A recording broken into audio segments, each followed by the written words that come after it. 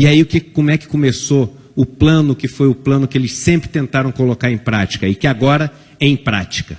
A gente começa fazendo o seguinte: para tirar o poder do Estado, temos que tirar a capacidade do Estado de investir. Porque quando o Estado investe, nós todos investimos. E nós todos temos direito, pelo menos em tese, a um pedaço do resultado dessa riqueza gerada. E como é que você impede o Estado de investir? Fazendo uma emenda constitucional 95, que proíbe durante 20 anos os investimentos do Estado. Ele não é um limite de gastos, a não ser que você não considere juros da dívida gasto. E aí, quando você impede o Estado de investir, a gente olha e fala o seguinte: mas e agora? Como é que a gente vai crescer? Se a gente precisa gerar riqueza para sobreviver, alguém tem que investir. Aí surge a iniciativa privada na mão de meia dúzia de pessoas e fala o seguinte: não se preocupem, eu vim para salvar vocês. Eu sou o salvador da pátria. Aí a gente fala: mas você investe? Aí eu invisto, eu gero empregos, eu gero crescimento, mas... E aí, assim como um sequestrador que assalta um banco e bota as pessoas de refém, eles começam com as exigências. Primeira exigência: eu quero que vocês passem uma reforma trabalhista. Aí eu começo a investir. O que é a reforma trabalhista se não diminuir o custo da mão de obra? É tão simples quanto isso.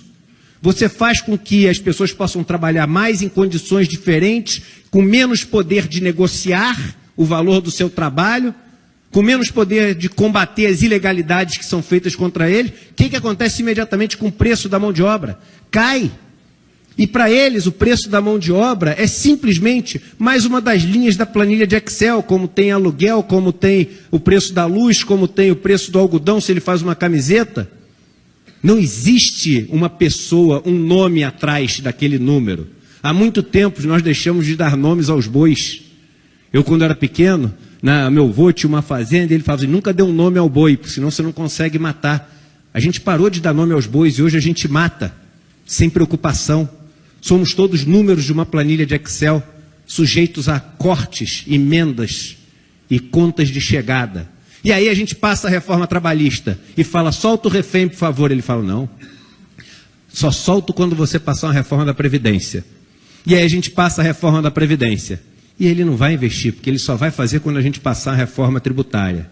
E a gente vai fazer a reforma tributária. E ele não vai passar só quando a gente fizer uma reforma administrativa e diminuir o tamanho do Estado. E quando tiver feito tudo isso, ele não vai investir. E vai falar o seguinte: na verdade, o que precisa é o Estado voltar a investir para induzir. E aí vai cair a emenda constitucional 95. Mas quando ela cair, todos os mecanismos foram feitos para não cair nada da riqueza que for gerada na mão do trabalhador, na mão daquelas pessoas que geram a riqueza. E vão cair só na mão dessas pessoas que concentram já todo o capital do Brasil. Num país como esse, não existe democracia, porque a verdade é que a meia dúzia de famílias que detêm esse poder econômico no Brasil, elas decidem qual a reforma da Previdência que vai passar, elas decidem qual a reforma tributária que vai passar, elas definem qual é a reforma administrativa que vai passar, mas tem uma diferença. Eu não votei em nenhum fabricante de cerveja, nem dono de banco, para ditar os caminhos da minha vida. A gente vota em deputados, em senadores, em governadores, em prefeitos, em pessoas que já não são representativos das pessoas que a gente vê na sociedade, mas pelo menos são eleitos pelo voto.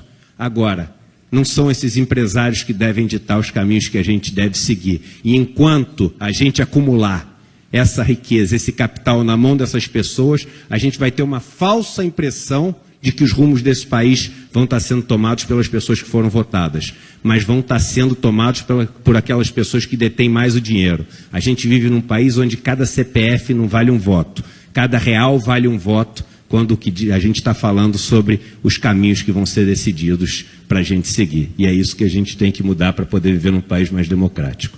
É isso aí, muito obrigado.